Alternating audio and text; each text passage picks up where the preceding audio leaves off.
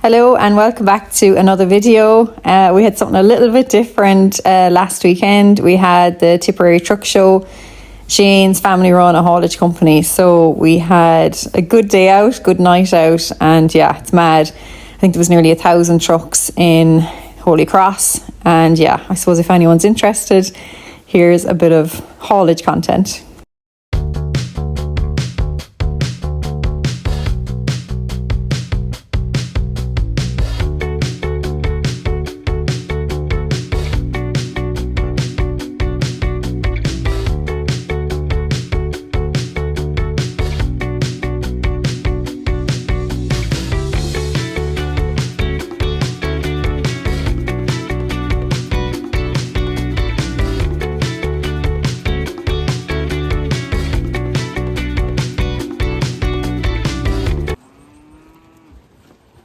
There's 8,000 voles in that fencer and he just walked under it.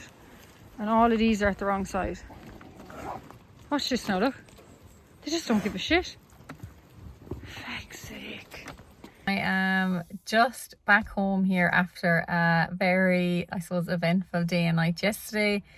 I actually was up for an award for the FBD Young Farmer of the Year in association with Mockra. So I ended up coming away as the dry stock category winner. So I'm absolutely delighted. The competition was tough. There was some fantastic farmers in it. We met them all yesterday, and yeah, just some real good operators. Like, we're all farmers, but there was just a different backstory to everyone. Different, I suppose, ways of getting into the industry and getting to where they are now, kind of in the farming journey. So yeah, I was absolutely delighted to win the dry stock category, and it was a fantastic night. We were up in Nice for the day. We done another round of interviews during the day, and then we had a dinner that night where the overall winner was announced. So massive congrats to Aileen from Cork. She won the overall Young Farmer of the Year, the first female to win FBD Young Farmer, and she's just, yeah, she's just class. You could see why she won. She's just fantastic. A dairy farmer. So yeah, so we had a great night. I came away with my award. So I'm absolutely delighted, and yeah, it was a good experience. Learned a lot from it. I suppose it made me sit down as well and look at the figures on the farm, I suppose where we were up to, and it's given me a good baseline for the farm now. And yeah, a plan, just a 5-year plan, even all them things, it just got me to sit down and be a bit more organized on that side of things. So yeah, I'm absolutely delighted to have won that. And yeah, a credit to FBD and Mockra. It was a fantastic competition, fantastic event, and yeah, I think we all took something from it. So yeah.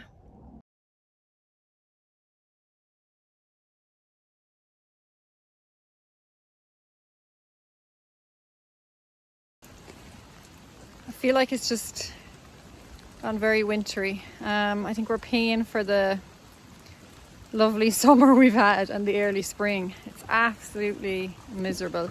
Normally at this stage I'd probably increase the calves ration or nuts. They're only on 1.2 or 1.3 kilos. I'd probably put them back up a bit more when the weather's so bad, but because they're on a reseed, I'm actually just going to leave them where they're at. They're on really good grass, so they should be fine, and they're well on target. So we'll leave them where they are. But I've just noticed they're running to the trough a lot quicker, so the grass isn't supplying them with the same level of a fill factor when it's so wet now. And when it is a reseed, it's probably less fibrous again. But yeah, look, it's cold, it's wet, grass isn't hectic in terms of growth either, so it's after getting very, very wintry very, very fast. And the evenings now are getting shorter and stuff, so look, yeah, full of bad news this evening, but it comes in very quick. So yeah, we'll have to get used to the rain jacket and hats from here on in. We got a bit of fertiliser out ahead of the closing date this Sunday. We went out with 25-4-0, so that's 25 nitrogen for phosphorus and 0 potassium, just because we're very high on K and very low on P a bag to acre. So I've actually made a plan for these boys. I'm going to house a couple of them and start feeding them. The plan was always to house the couple of rigs I have. I think I have 3 of them, and there's a fellow with horns, and there was a little runt as well, was to put them in and feed them on. I think I'm going to put the 2 of these in as well with them. It won't do them any harm. You can just see, like, them cattle are not going to gain weight anymore at grass. It's just, grass is too wet, it's too cold. You can even see the hair.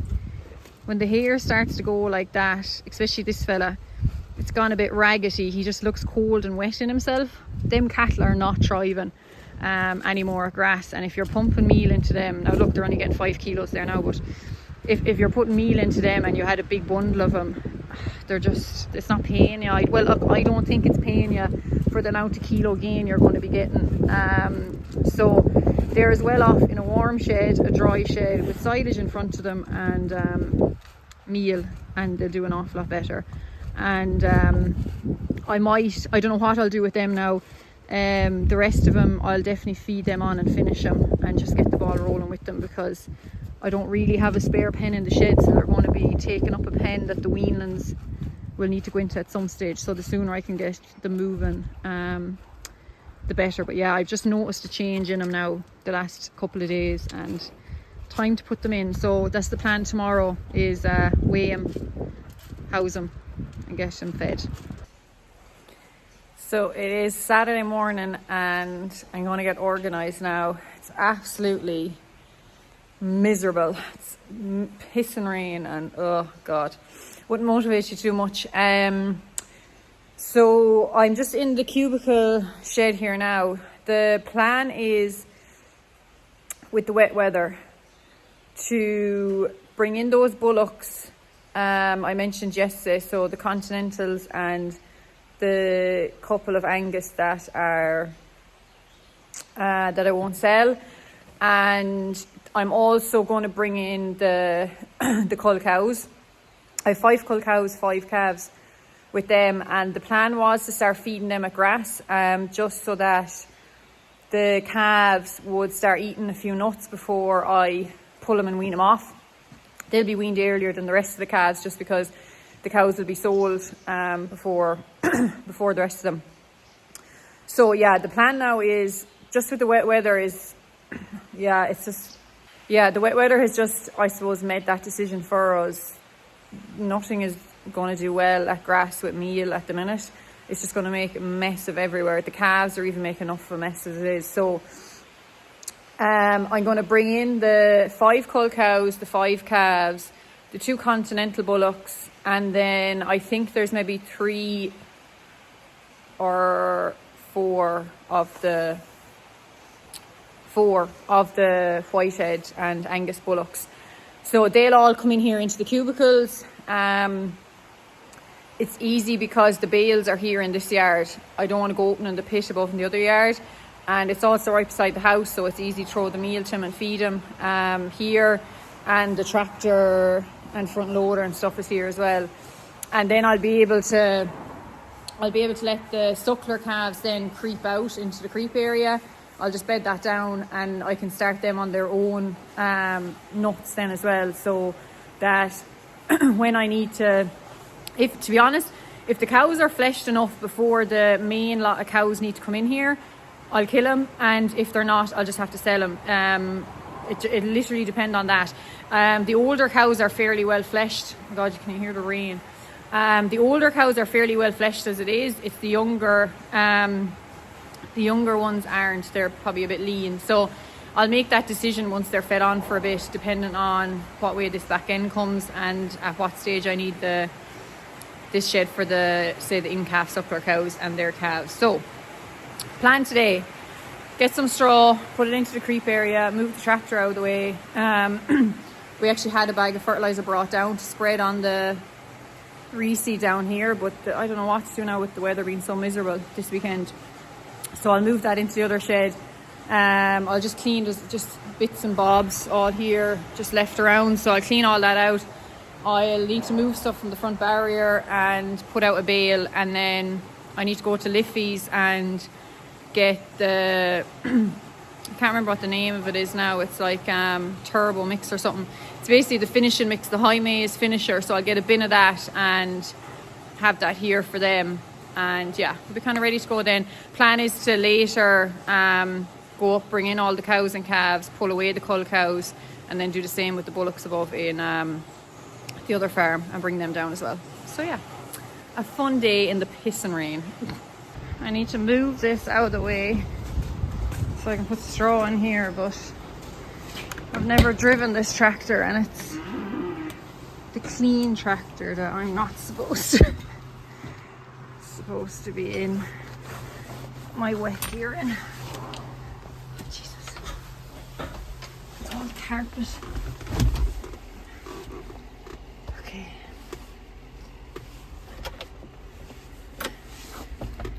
Okay. What's it beeping at me for now? I do not know.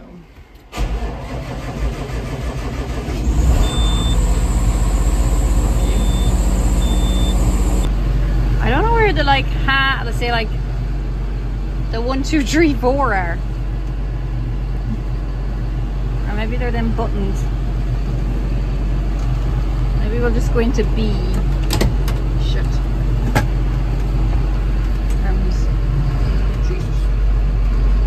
Whoa, this is big.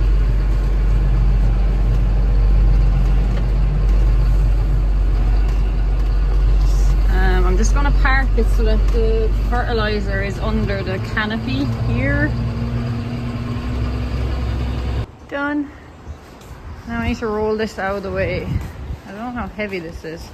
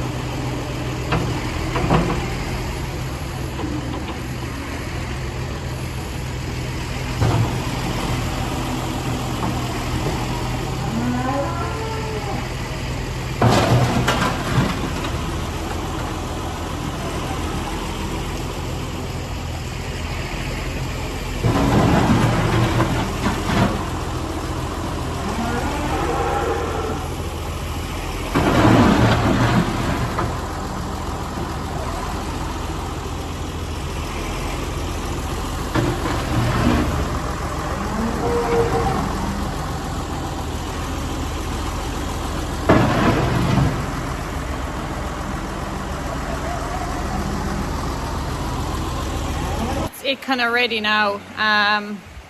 This bale of silage, I actually picked it because there was a bit of a hole in the plastic, and I obviously didn't notice when we were stacking them. And there's a small little bit of muck or gone off stuff in under that actually, but it was a bit wetter now than I expected. Now I don't know, is that because there was a hole in it and maybe the rain was getting in? So we'll see when we open the next one, but that probably wasn't the best one to open now to give a representation of what the silage is like. That's the red clover stuff, or what's left of the red clover in it. So it should be good quality. I'll get it tested there when I get into a couple of better bales. The straw, I just need to shake that out. I don't have a fork down here. I have them all above when we were doing the silage in Newport. I need to get some lime as well, actually. Forgot about that. And we just need to move this stuff out of the way. The lawnmower is a flat tire, so I can't move it. So Shane will give me a hand with that later. It's going to be absolute misery trying to get the cows in this. And I was planning on dosing or vaccinating the calves for their Bovipast and IBR as well today. So I don't know now what we're going to do. And tomorrow's meant to be just as bad, so we'll see. That's the silage there. I don't really want to touch it now because I have to take my gloves off, but you see there, like, there's a bit of black, and see down there where the hole was, but look, that'll be fine, they'll eat it. But yeah, I'd say it is decent quality, like it should be fairly good. It's nice and leafy, so I think that's half the battle.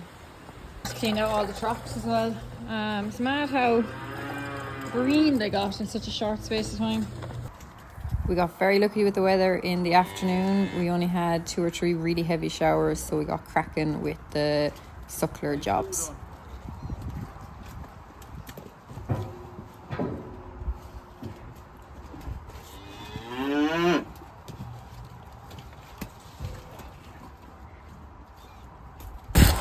Okay, they're being done for same as what the Tipperary calves. So they're IBR live. That covers them for 6 months. They're getting the Bovipast RSB. They're getting a booster of that. They've got 2 shots in the spring, and then they're getting an ivermectin dose. That's their 2nd dose of the year. So, and I'm going to bring home any of the cull cows then as well. Perfect day for dosing cows outside. We're just going loading these now. These are the culls.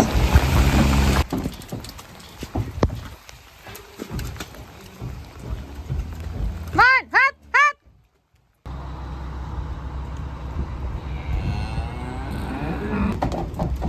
Come on, girls. Shh. Shh. Go back. Go back.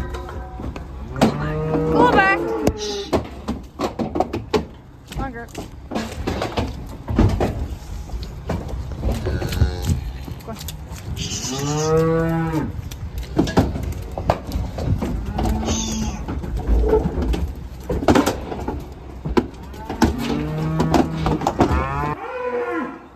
That's them in now. I brought down a few extra because these Anguses are getting dangerously bullish, and I'm just afraid they're going to start bulling the heifer, so I've pulled all of them as well, and I'll separate them. I'll let them back out. We're going on holidays in a week's time, so I might leave them in till then, and then I'll let them out to a separate spot, and there'll be no fear of them then of bulling anything. So they're happy out with the silage, and the calves then can go in here and creep. I actually brought down the twin as well because it's no harm for her now to start eating nuts, and she can stay with the cull cow calves. So, but yeah, they're giving out now because the heifers are there. But yeah, they're all happy and all dosed, vaccinated, everything up to date. I have the 2 bins full with meal as well. I got my Liffey's. It's like it's kind of like a 4-way mix, but it's barley, ground maize, flaked maize. So I'll just show there. So like that's your barley there. That's your flaked maize, so your big chunks. Your ground maize then is that like really tiny maize particles. There is soya hulls in it as well. And there is distillers in it, yeah. So that's it. It's kind of like a 4-way mix almost. Maize, barley, hulls, distillers, a bit of molasses.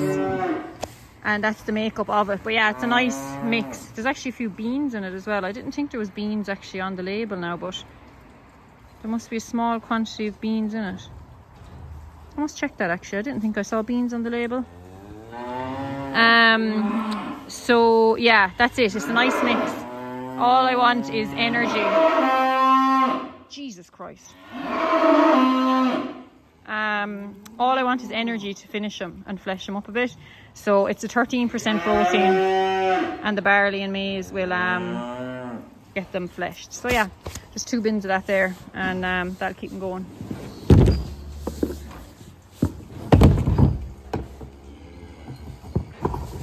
It's absolutely miserable. I'd say they would actually prefer to be inside.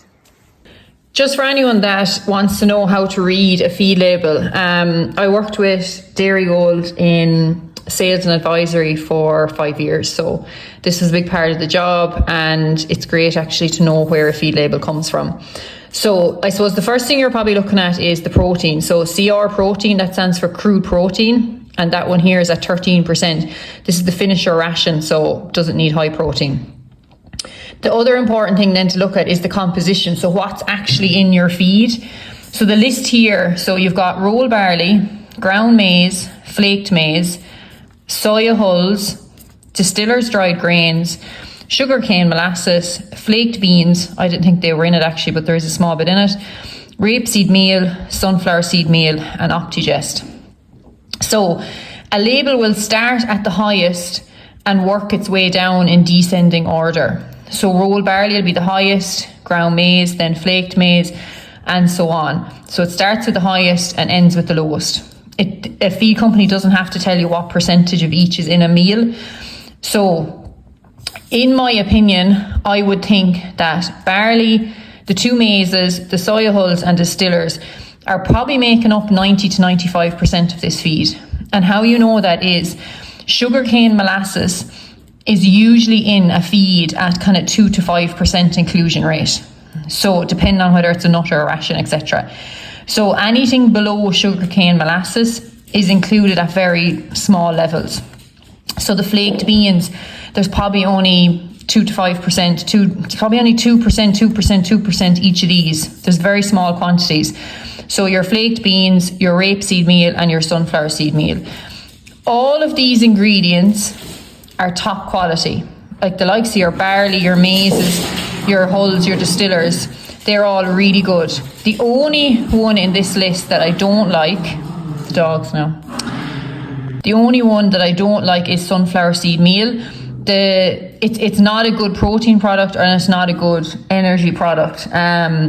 It's not utilised by the animal terribly well. So if sunflower seed meal had to be up here at the top, I wouldn't have bought it because the animals wouldn't be getting enough from it. But because it's down here, it's probably included at 1 or 2%. It's not the end of the world. Every feed company is going to have a tiny amount of filler in a feed, and that's just there. The rest of it is really good quality, so I'd have no fear of that. There's not a whole lot else to look at if you're looking at a beef feed. Like if it was a dairy feed, you'd be keeping an eye on your minerals and vitamins. In this one now, they actually have sodium bicarbonate, which is like bread soda, and they have a yeast, which is good for the stomach. If you're feeding this to bulls now, or you're up at 7-8 kilos, you'd be wanting a bit of that in it, so that keeps the stomach right. But in general, the big one you want to be looking at is the composition and what's inside the feed.